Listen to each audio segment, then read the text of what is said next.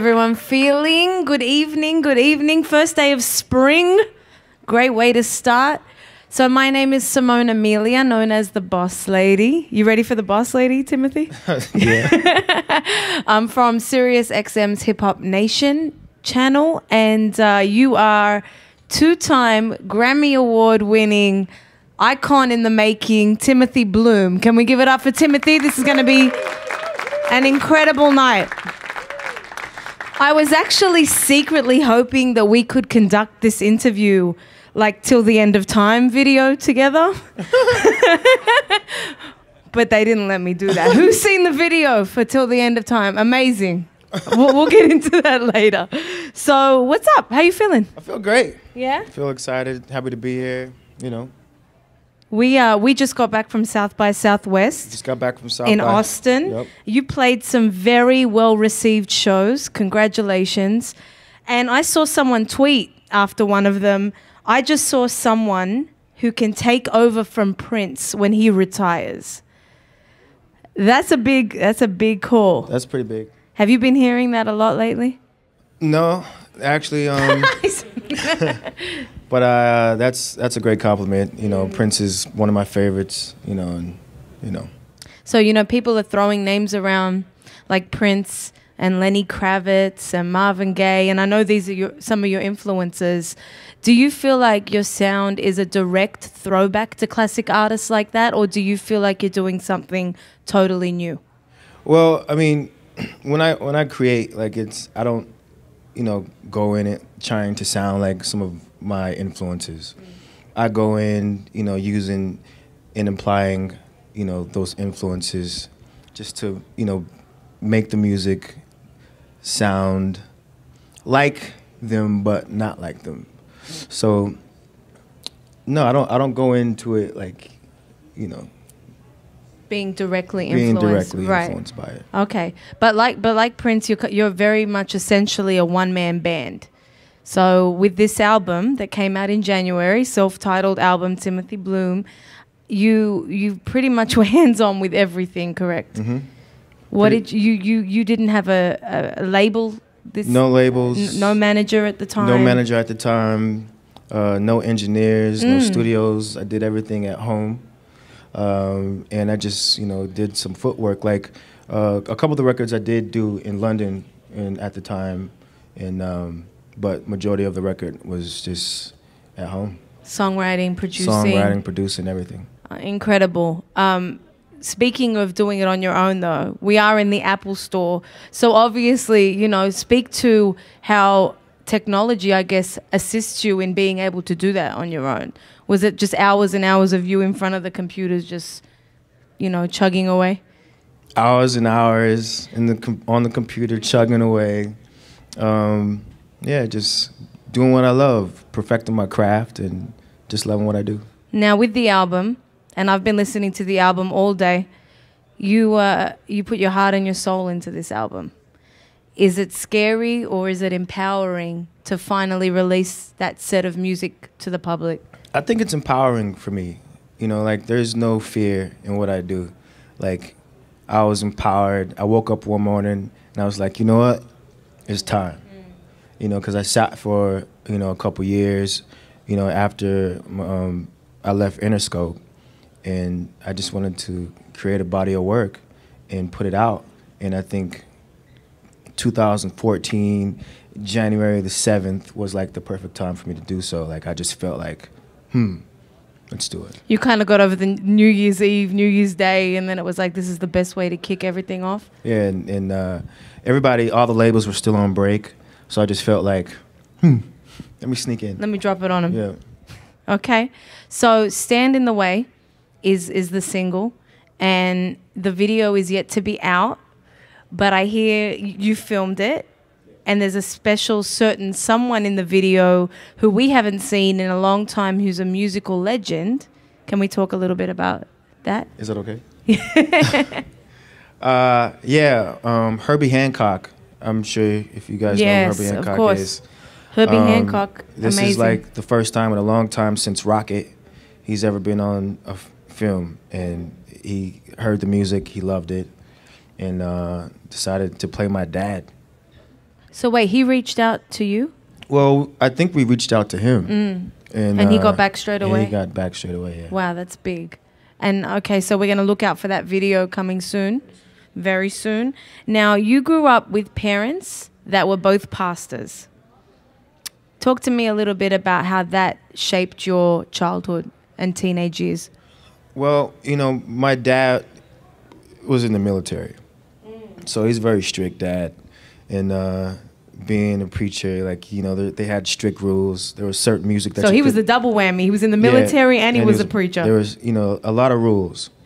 So you weren't getting away with anything. Well, I got away with a lot. Oh, did you?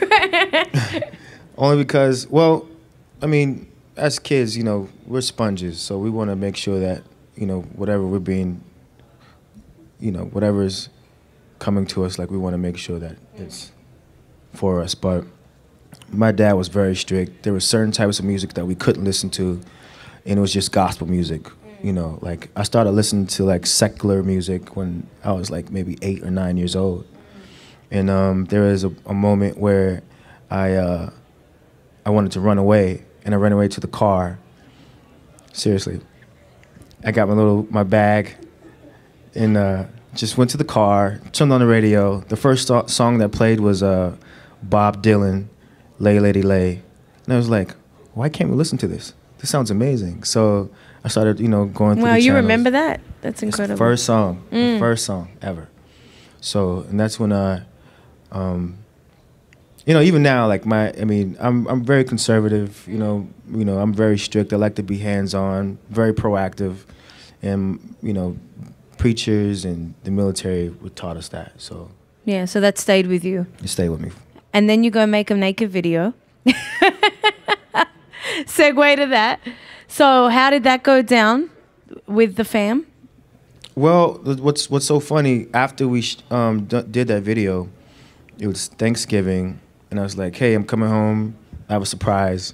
That was 2011, correct? That was 2010. 2010 was when you filmed it, yeah. Okay. And it's 2014 right now? Yeah. Whew, jeez. Time's flying. Yeah.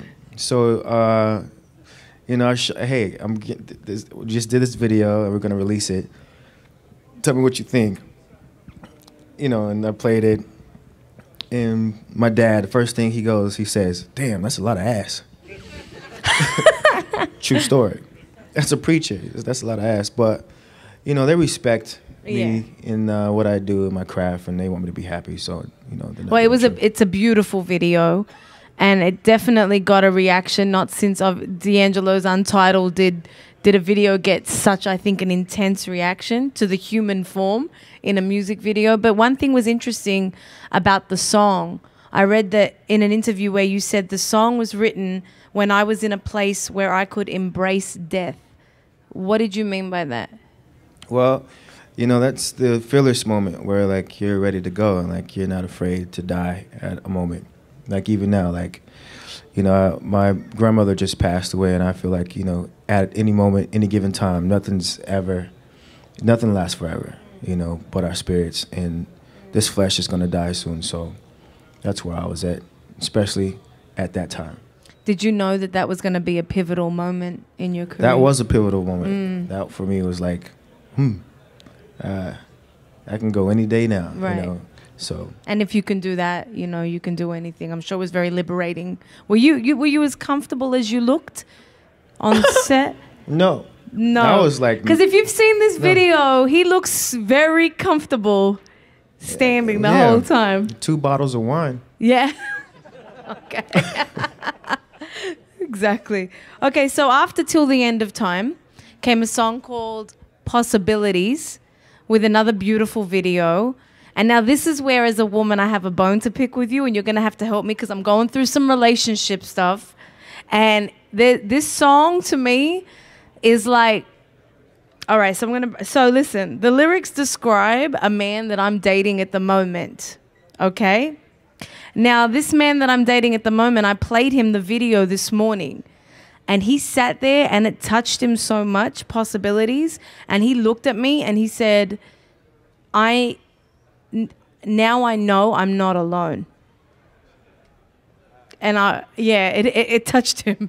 And the lyrics, for you guys that may not recall the lyrics, part of it is, and if loving you now is my mistake, then I'll give it all up before your heart starts to break. It's not you, it's me getting in the way of possibilities.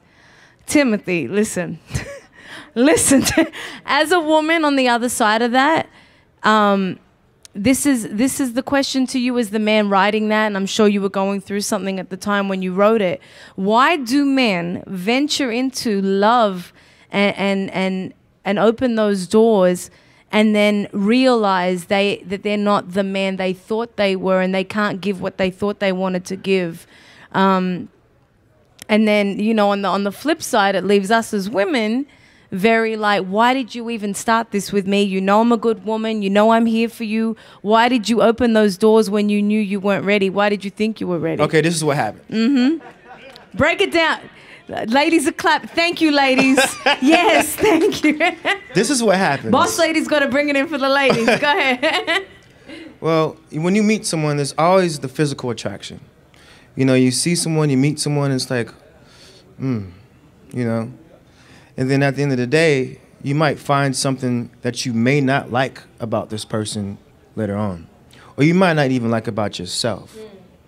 You know, so I feel like the safest way to, you know, I mean, this particular record, actually, it's so funny that you brought this up. I wasn't ready. You know, like I was, you know, probably in this relationship for a couple years, and you know, it was getting super serious, and I was like, I don't know if I can give her, you know, my truth at this moment because I'm not ready, and that's pretty much what that is. But like Adam Sandler says, the women are like things you could have told me yesterday. But yeah, I mean, it's a part of life. It's what happens. You know, we meet people. And it's that first attraction when you feel like those possibilities could be great. And then you start to find things about that person that you don't like, or you find something about yourself that you don't like. And I think it's honest to tell the woman or the man that, hey. Rather than continue going on. Exactly. It's just a waste of time. Mm-hmm.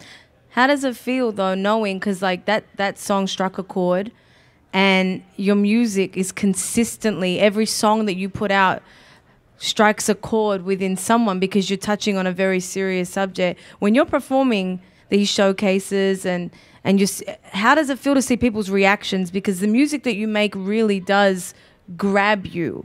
So does that kind of give you a whole new energy to keep going when you see people's reactions? You know, that's why I'm here. That's why I was born. I feel like that's why I was here, put on this earth.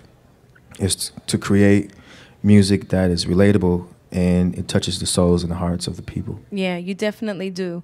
And I feel like the beautiful thing, as I got to know you through your music, you have a certain, I can feel the freedom in your music. I can feel that you... Yeah, because majority of the time I'm naked when I'm recording. Is that so? No, it's not so. Lie.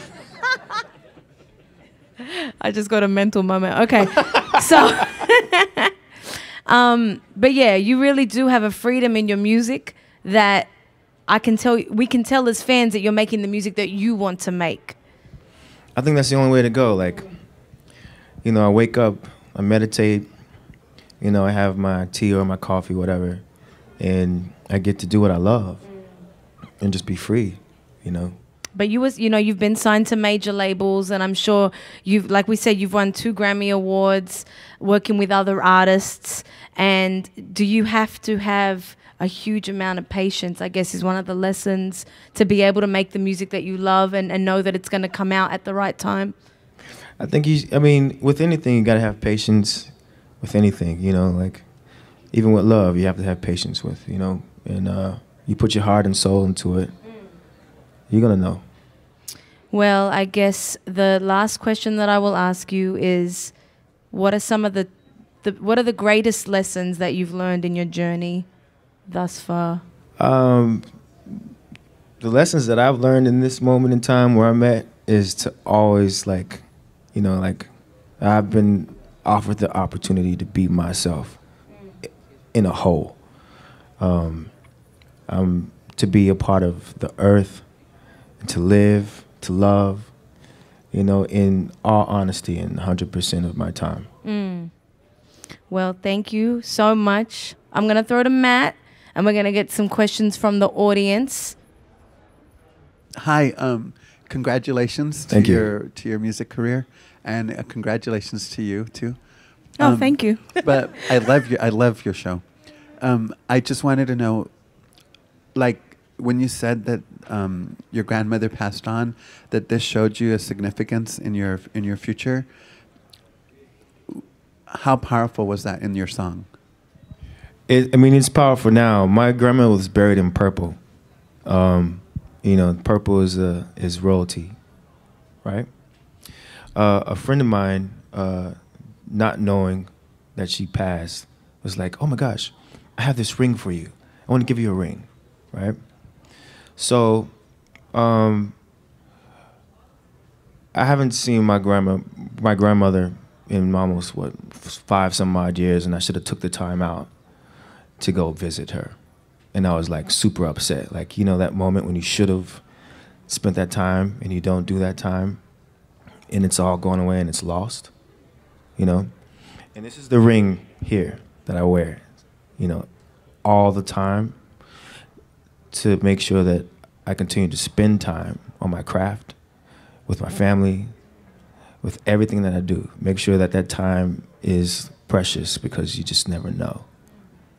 You know, so you have to take the time out to make sure that whatever you do, whatever you love, you just do it, you know. So that's what's pretty much empowered me for this actual record. Hello. Okay. So your parents, when you were a child, obviously you do what they say. And Not all the time. well, no, not all the time, but you heard what they said. Let's say that. Okay.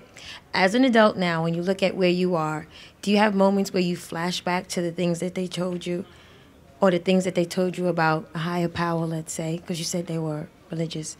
Do you have that moment when you realize it's not just you, but it's the grace? And when that happens, do you get to chill? Do you feel it like, this is not me? Like, I know it's me, but it's a higher power drawing me to do what they said I was going to do because it's already mapped out? Like, what happens when that moment happens? Well, I always hated my dad for waking us up in the middle of the night to clean up. Like, that was the worst. Like, you just can't wake somebody up from their sleep to say, hey, you didn't clean the kitchen. Are you serious? But, you know, before I go to sleep at night, I make sure that my house is clean. You know?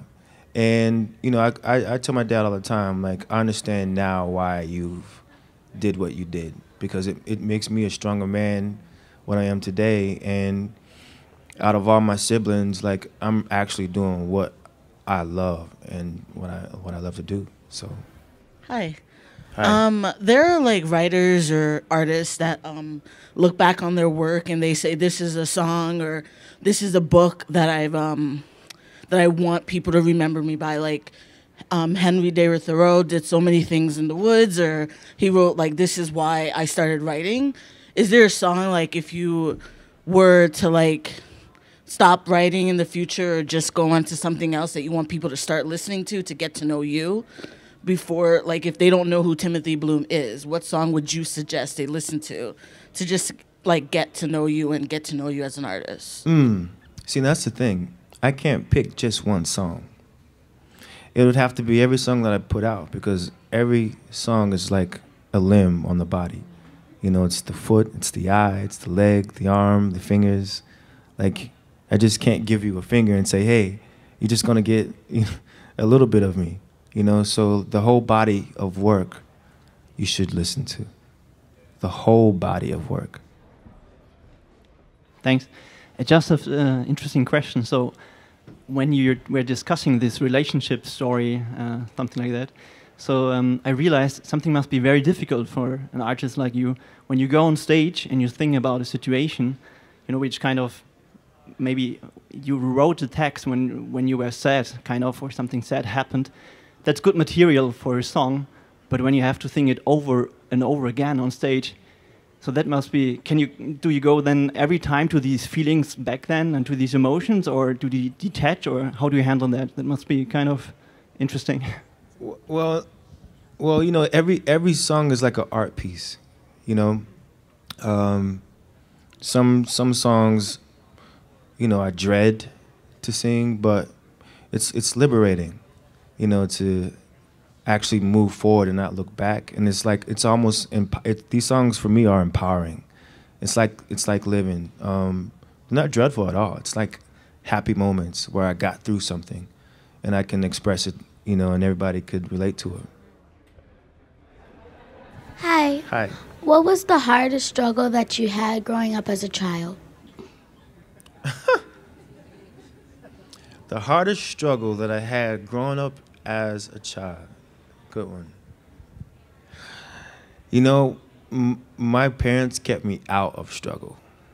They did everything in their power. I mean, besides Payless shoes, if that was like a struggle or something like that. I think that was a struggle for everybody, right? No. But I think growing up period is a struggle because you go through so many changes in life. There's so many changes that you have to go through, and change for some people can be very uncomfortable, and it could be a struggle to change sometimes. So I think change, if anything, in my childhood, I didn't want to grow up. I wanted to stay a kid. That's a big struggle. For most men. Anyway. Hi. How you doing? Well, my question to you is, I really didn't know who you were until I sat here, honestly speaking. I don't mean that offensively, but I'm interested in who you are now. And as I was sitting here, I was wondering, because I learned about you and what you've been doing and where you're at right now. So my question to you is there anything that you ever learn when you're doing these events and you're speaking? Is there anything that you take back from these experiences? I'm always taking it back. I'm actually honored to be here because, you know, whenever I say these things, I'm like, it's coming from here. So like I'm only expressing what my heart is telling me what to say, and it just filters back, you know, so that I can appreciate these moments, and hopefully you guys understand and what I'm saying, you know, because this is a moment in a lifetime that a lot of people don't get, and this is an amazing opportunity. So yeah, if I answered your question. Wait till you see him perform. Hi, I'm actually like a huge fan of your music. Thank you. I love the song Tabitha that you put out on your last album. And I wanted to know, what was your favorite song that you wrote on this new album? Oh, If you could choose one. that's that question. It comes up all the time. Actually, you know, I have no favorites. You know, they're all my babies. You know, you just can't, you know, birth a child, you know, and, you know, 3 children is like, oh, this is my favorite. No, this is my favorite. No, they're pretty much all my favorite. Like, I don't skip through the records. Like, I felt, you know, I really feel like this body of work is, you know, really a special piece for me. And I'm excited about all the records. I love performing them, you know, because they mean something to me. Every single piece means something to me. It's not one of those records where I just, you know, someone told me you should do like, what was it? A throwback. Like, just put a record on there that doesn't mean anything. Like, what? Like a filler track. Like, why would I do that? Right. You know, that I want to put, you know, records out that mean something, that have body, they have volume, it's warm, and people get it. So. Well, I believe that concludes the Q&A. Thank you, everyone, for your questions. Thank you. Make sure you grab Timothy's self-titled album. It's out right now. It's incredible. And like he said, the whole body of work. So there was an EP before that. There's music out there. He's a phenomenal artist. You can follow him on Twitter at Timothy Bloom. And on Instagram, it's at TBloom. I'm at Boss Lady TV. It's been an honor to be here with you. It's been an honor. Can't wait to watch you grow, and just your journey is going to be incredible. So let's give it up for Timothy Bloom.